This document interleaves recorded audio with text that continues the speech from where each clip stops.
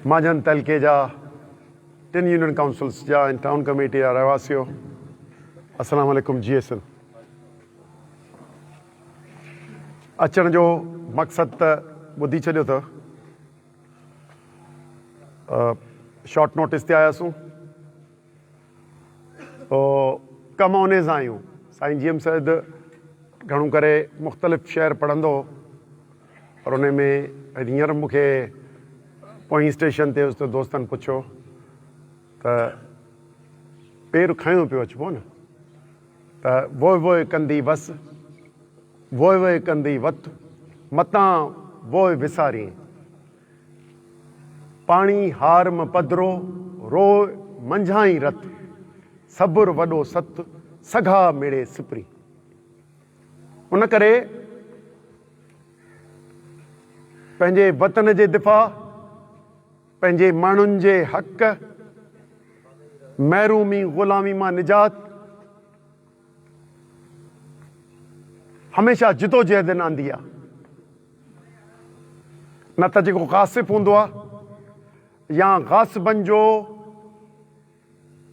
मददगार मक़ामी माण्हू जेको मुस्तफ़ीज़ थींदो आहे, उहो पंहिंजी चंग मुड़सी, वॾेरप, सरदारी, वज़ारत, वरी को हरामखोर नौकिरीअ में हूंदो, उहो वरी पंहिंजी उन हरामखोर वारी नौकिरी या जेको किरदारु कचो हूंदो, उहो पंहिंजे ऐबनि में ताक़तवर खां डिॼंदो। भले उहो नाहक करे, ज़ुल्म करे, उनखे रोकण त पंहिंजी यादे पर सच बि न चवंदो, पर पाण खे हक़ ते हलणु ऐं सच चवणु ऐं सच ते हलणु रबर सिंध साईं GM सर सेखारियो। उन करे उन शयुनि खे ज़हन में रखंदे हिन वक़्त जे मौजूदा मुल्की सूरत हाल में जेको पोयनि परवेज़ मुशर्रफ खां पोइ ढांचो आयो आहे, ज़ाहिरी तौर ते चेन इलेक्शन्स जी शक्ल में हले पियो। क़ौमी असेंबली, सूबाई असेंबली, सेनेट बि, पर जिन आंदो उन्हनि जा छा मनसूबा हुआ उहे ताईं ॾिसी छॾियो। उन्हनि जा मनसूबा इहे आहे जेको अॼु 27वीं आइनी तरमीम तव्हां सां थिए पियो। उन्हनि चोरनि खे गॾे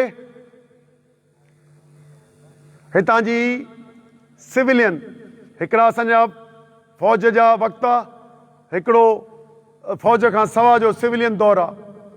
उन सिविलियन दौर में उन सिविलियन दौर बि कीअं आस्ते आस्ते मटिजंदो पियो वञे, अॼु इन नौयत ते पहुतो आहे जो कल्ह ज़ाहिर नज़र ईंदड़ जाली इलेक्शन 2024 मां आयल हुकुमरानी, जंहिंजी सदारत ते मियां आसिफ अली, वज़ारत उज़्मा ते शहबाज़ ऐं ॿिया ई वज़ीर आला पंहिंजे तक जा ही सभु वेठा आहिनि, ए नज़र था अचनि। पर वज़ीर आज़म कल्ह किथे हो? ॿाहिरें मुल्क हो। जेकॾहिं तरमीमूं आणे त वज़ीर आज़म आणे न, उनखे चवंदो फ़ोन ते अचु।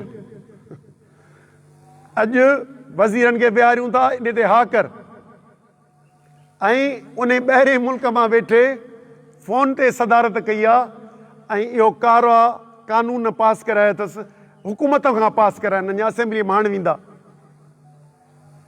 उन में छा आहे? हिकु त कोर्टूं पहिरीं पाण वटि मक़ामी कोर्ट आहे, ज़िले जी आहे, पोइ हाई कोर्ट आहे, पोइ सुप्रीम कोर्ट आहे। उन जे मथां फेडरल कॉन्स्टिट्यूशनल कोर्ट, वफ़ाक़ी दस्तूरी कोर्ट, उन जो क़याम, उन में जज केरु थींदा? हेठां खां मथे वेंदड़ न, रिटायर्ड जज या कंहिं वकील मां मुंतखब कंदी हुकुमरान उहे एतिरा सॻा हूंदा जो इंसान जे बुनियादी हक़ ऐं आइनी हक़ उन जी वज़ाहत उहे कंदा। ही पाकिस्तान आहे। इन खां अॻे पहिरीं ॿिया मुल्क हुआ। हिते पाकिस्तान त हाणे सती तालीम ठहियो आहे न, पाण पाकिस्तान जो हिसो छो आहियूं? कंहिं किथे लिखियलु आहे? इहो आइन में लिखियलु आहे त सिंध सूबो, पंजाब सूबो, ख़ैबर पख्तूनख्वा सूबो, बलोचिस्तान सूबो गॾे हिकिड़ो मुल्क ठाहियो अथनि जंहिंजो नालो पाकिस्तान आहे।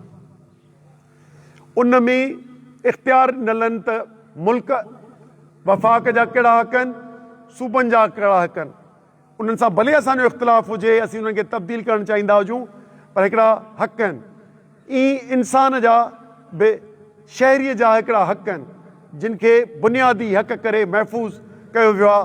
त हिनखे बुनियादी तालीम हुजे, सिहत हुजे, पीअण जो पाणी हुजे, बिजली हुजे, मक़सदु माहौलियात हुजे, इहे सभु हक़ आहिनि तव्हांजा।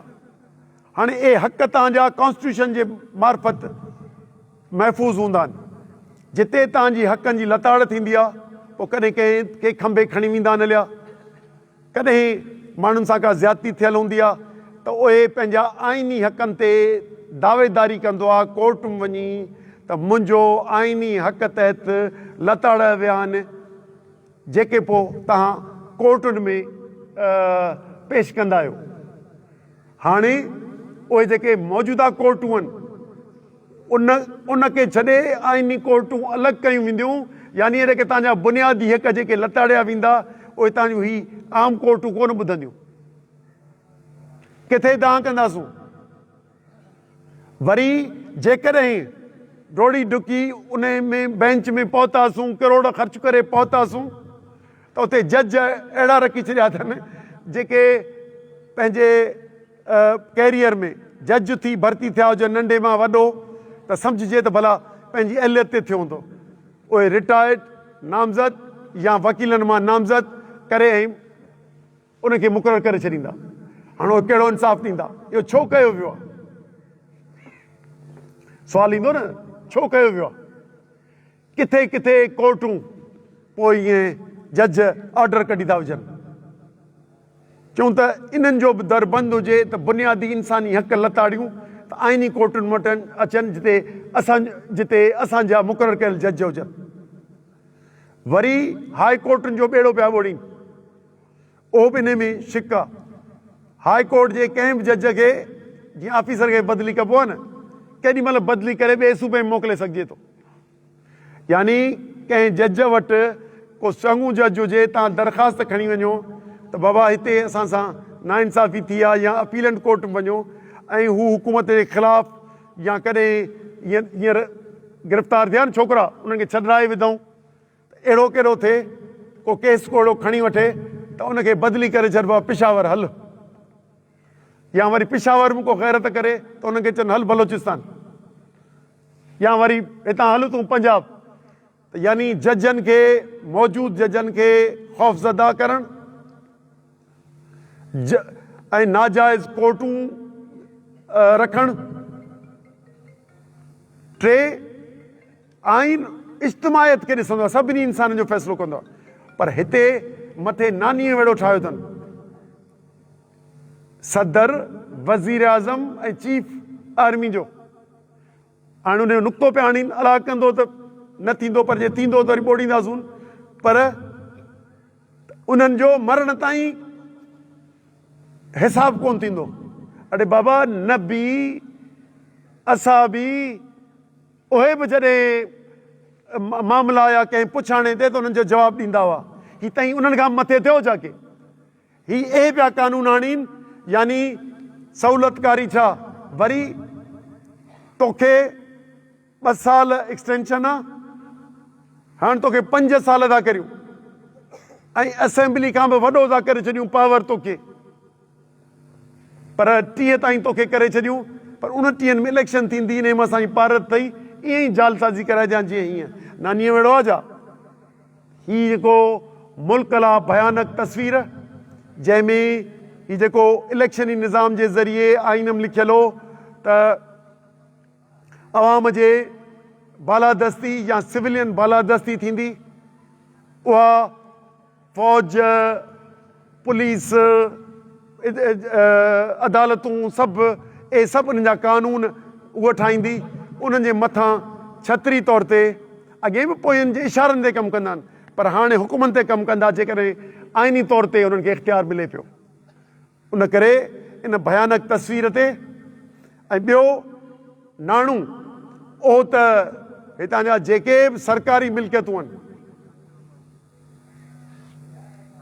सरकारी ईअं चऊं असांजा मादनी वसीला आहिनि, ज़मीनूं आहिनि, सामूंडी पट्टी आहे, इन्हनि जो त हज़ारनि में एकड़नि में हर महीने ॾींदा वञनि ऐं चओ अथनि तव्हांखे 13 खां 15 लख एकड़ ज़मीन ॾींदासूं, पाणी मौजूदा सिस्टम मां तव्हांखे ॾींदासूं, इहे अञा अलॻि ऐतनामा आहिनि। उन करे मिल्कियत जो कब्ज़ो, टैक्सनि जो कब्ज़ो, तव्हां पेट्रोल विझाईंदा आहियो 80 रुपया 85 रुपया टैक्स हूंदो आहे, उहो अॻे गॾु थींदो हो, पोइ विराइबो हो सूबनि में। हींअर उहो सूबनि खां वियो, तव्हां जेको हिते पिया कयो उहो वापसि सूबे में कोन ईंदो, इहो वियो मर्कज़ वटि। त यानी अंधेर नगरी, चरबट राजा ऐं पाकिस्तान पीपुल्स पार्टी धारी दलालीअ में वज़ीर, वज़ीर आला, सदर ऐं वज़ीर आज़म या ॿियनि जे ख़्वाहिशुनि में पंहिंजे ईंदड़ नसलुनि जो सौदो करे क़ौमी गद्दारी करे रहिया आहिनि। ॿ मुल्क दुश्मनी, ऐं सिर्फ़ु सिंध जे हवाले खां न चवंदो, सिंध जी त ॻाल्हि कई मां, मुल्क जे करोड़े माण्हुनि जे बुनियादी हक़ जेको इंसाफ़ जो हक़ आहे, उनखे ॾुखियो ऐं महरूम करे रहिया आहिनि, जमहूरी सिस्टम खे ज़ेरदस्त करे रहिया आहिनि, बूटनि जे हेठां करे रहिया आहिनि आइन में। इनखे बचाइण लाइ केरु थींदो, बचाईंदो? उन करे इन जे लाइ असां मुख़्तलिफ़ वक़्तनि ते मुख़्तलिफ़ हिकमत जोड़ींदा आहियूं। जॾहिं पाणीअ जो थियो तॾहिं बि तव्हां सभु गॾो, इब्तिदा एतिरी का कान हुई शुरूआत, पर मुस्तक़िल मिज़ाजी सां 6 महीना हलियासीं, सॼी सिंध मलियासीं, सॼे मुल्क मलियासीं, उहे जेके अपोज़िशन जूं धुरियूं हुयूं उन्हनि ॾे वियासीं, उन्हनि वटां राय, उते पंजाब जे माण्हुनि खां राय ॾिसूं त बाबा नई ज़मीन तव्हांजी आबाद थी थिए, पर असीं पोयां बर्बादु थींदासूं, उन्हनि खां चवरायूं। उन करे हिकिड़ी राय आमा ठाहे सिंध जे करोड़नि माण्हुनि ताईं पैगाम पहुचायोसीं। लखे माण्हू आया, ऐं या वफ़ाक़ी हुकूमत या सूबाई हुकूमत 5 ॾींहंनि खां पोइ ॿोटी बटाई त असीं मुखालिफ़ आहियूं, इहे ड्रामा करे हलायूं, ऐं पोइ उन्हनि खे ऐं ताक़तवर धुरियुनि सां गॾियूं उन्हनि खे सिंध जे अवाम लखे माण्हुनि ज़ेरदस्त करे काउंसिल ऑफ कॉमन इंट्रस्ट जी मीटिंग सॾाए ऐं उन्हनि खे सभिनी खे धिके पोइते करे छॾियो। साॻे तरीक़े सां हिन वक़्त ते मुल्क ते मुसीबत ऐं सिविलियन मार्शल लॻी वई आहे। सिविलियन मार्शल माना मार्शल लॻी पई आहे, पर वर्दीअ खां सवा 2-3 नौकर वज़ीर आज़म, सदर ऐं ॿिए जे उहिदे ते विहारे ऐं रूप दुनिया खे ॾेखारण लाइ त बिना वर्दीअ जे हुकुमरानी आहे, उहा नाफ़िज़ हिन 26 खां पोइ, 26 नाजाइज़ हुई, 27 खां पोइ उहा थी वई। उन करे इनखे चैलेंज सम्झी असांजो त हिन जाली इलेक्शन निज़ाम जो ख़ात्मो, शफ़ाफ़ इलेक्शन निज़ाम, मुल्क में एहतिसाब जो निज़ाम, ये जेके बेमान ऑफिसर, सिविल मिलिट्री ब्यूरोक्रेसी जा करप्ट ऑफिसर खाई था वञनि, उन्हनि खां उन्हनि जे एहतिसाब जे अमल हेठि आणणु, सूबनि में नाइंसाफ़ी जेका थिए थी उन जे ख़ात्मे लाइ कोशिशि करणु, मुख़्तलिफ़ जायुनि ते उन करे मुख़्तलिफ़ नज़रिया रखंदड़, मुख़्तलिफ़ सोचूं रखंदड़, अञा बि अलॻि अलॻि आहियूं, 6 जमायतूं आहियूं असीं, तहरीक इंसाफ़ आहे, पख्तूनख्वा मिली अवामी पार्टी आहे, मजलिस वहदतुल मुस्लिमीन आहे, सुन्नी इत्तेहाद काउंसिल आहे, बलोचिस्तान नेशनल पार्टी आहे, सिंध यूनाइटेड पार्टी आहे। सभु घणनि शयुनि ते न बि हूंदासूं, पर कुझु नुक़्तनि ते त मुल्क ते कानून ऐं आइन जी हुकुमरानी, सियासी क़ैदियुनि जी आज़ादी, मुल्क जे मादनी वसीलनि ते खे खपाइण जे जे प्रोग्राम खे रद्द कराइणु ऐं उन्हनि खे सूबनि जी मिल्कियत उन्हनि खे पंहिंजो उन ते मालिकीअ जो हक़ु ॾियारणु, ही SIFC जे ज़रिए जेका सॼी मुल्क जी मिल्कियत गॾु करे हिकिड़ो इदारो ठाहियो आहे इन्हनि, इन जो ख़ात्मो इन्हनि कुझु नुक़्तनि ते असां गॾु इतिहाद करे अवामी राब्ता मुहिम जी शुरूआति कई आहे। ऐं कॾहिं कॾहिं छा चवंदा आहिनि वॾा कम मुश्किलूं अची पवंदियूं आहिनि ऐं असां पोइ महीने आसूं मीटिंग ते त उन जी शुरूआति अवामी राब्ता मुहिम जी शुरूआति सिंध खां पोइ हैदराबाद में ऐं हैदराबाद में इतिहाद जो जलसो आहे, पर सिंध यूनाइटेड पार्टी जे मेज़बानीअ में इहो पहिरियों जलसो मुल्की तहरीक जो थी रहियो आहे। उन में तव्हांखे भरपूर शिरकत करण जी दावत ॾियणु तव्हांखे आया आहियूं। इन जे करे असीं ही राब्ता मुहिम शुरू कईसूं। यकीनी तौर ते असां इन जी डिघी नज़र इहा आहे, अवाम में राब्ता मुहिम हिते जलसो थींदो, कोयटा में जलसो थींदो, पेशावर में जलसो थींदो, गुजरांवाला में, मूंखे ख़बर कोन्हे किथे थींदा, पर ईअं ई महीननि जा महीना जलसा कंदासूं। जीअं चइबो आहे न गर्मी ईंदी क़ौम खे ॿुधाईंदासूं किरोड़नि खे त तव्हांजा बुनियादी हक़ हीअं पिया वञनि, उन्हनि में गर्मी आणींदासूं, तेज़ी आणींदासूं ऐं पोइ सॼे मुल्क ते जीअं सिंध न फरवरी मार्च अप्रैल 2025 में तपी उथी, तीअं सॼे मुल्क जे अवाम खे रोडनि ते आणे ही नाजाइज़ हुकूमत दफ़न कराईंदासूं ऐं 26 ऐं 27 आईनी तरमीम खे बि इनशाला दफ़न करे ऐं अवाम खे हिन मां आज़ादु कराईंदासूं। 14 तारीख़ ते जलसो हैदराबाद में रिथियल आहे ऐं जेसीं जामशोरे खां हिते ताईं पहुतो आहियां सूरत हाल मट बि पई वञे, छो त मुसलसल राब्तो आहे कराची इस्लामाबाद दोस्तनि सां इतिहादनि सां हींअर प्रेस कॉन्फ्रेंस कई अथनि, राब्तो कयो अथनि ऐं मूंखे बि चयूं त हींअर सूरत हाल ख़राबु आहे, हेॾां अचो त को हिकमत अमली, पोइ कोयटा मां बि अख़्तर वञे पियो, असां वञूं था घणो 2 ॾींहंनि में आऊं उते 3 में पहुची वेंदुसि, सलाह मसलियत करियूं। उन करे उहा 4 ॾींहं जो जलसो जेतिरी बि तव्हां तयारी कई आहे उनखे ज़रबिया 2 करे छॾियो। जेकॾहिं तव्हां 100 माण्हू तयारु कया आहिनि त उनखे 200 करे छॾियो, छो तव्हां 2 हफ़्ता पोइ ते करे 28 ते जलसो पिया करियूं, उन करे उनजी तयारी करियो। भरपूर कोशिशि कंदासूं। कॾहिं कॾहिं वॾा चैलेंज ईंदा आहिनि न, कुदरत खे पंहिंजा कम करणा हूंदा आहिनि। हिकिड़ो उर्दू जो शाइर अथव, उनजो वरी पोइ माना ॿुधाईंदोसां। उर्दू में शेर थो पढ़ां, सिंधीअ में त कोन अची सघंदी।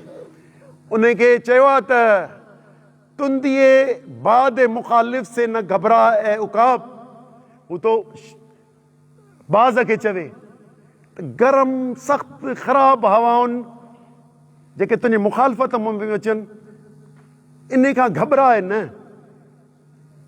जॾहिं तव्हां हवा सां थींदा आहियो न, तुंदिए बाद मुखालिफ़ से न घबरा ऐं उकाब, ये तो चलती हैं तुझे ऊंचा उड़ाने के लिए। सो जॾहिं पखी उॾामंदो आहे न, हवा जेॾी महिल साम्हूं लॻी अथसि त मथे वेंदो आहे। सो चैलेंज आहे, पाण भरपूर ताक़तवर हैदराबाद में 28 ते जलसो कंदासूं ऐं इते ई सिंध जो जिदोजहद कर खणी मोटींदी ऐं पंहिंजे वतन जी हाकमियत, बेईमाननि धारियनि दलालनि जो ख़ात्मो ऐं पंहिंजे वतन जे माण्हुनि खे ख़ुशहाली आणण जे लाइ इहे जिदोजहद जी शुरूआति था करियूं। थोरी टिकी जिदोजहद हलंदी, थींदो आहे न, थोरी टिको जिदोजहद हलंदी, सॼे मुल्क जी राब्ता मुहिम हलंदी, पर इनशाला बातिल जे कुवतुनि खे पाण शिकस्त ॾींदासूं ऐं हक़ फातह थींदो। महिरबानी।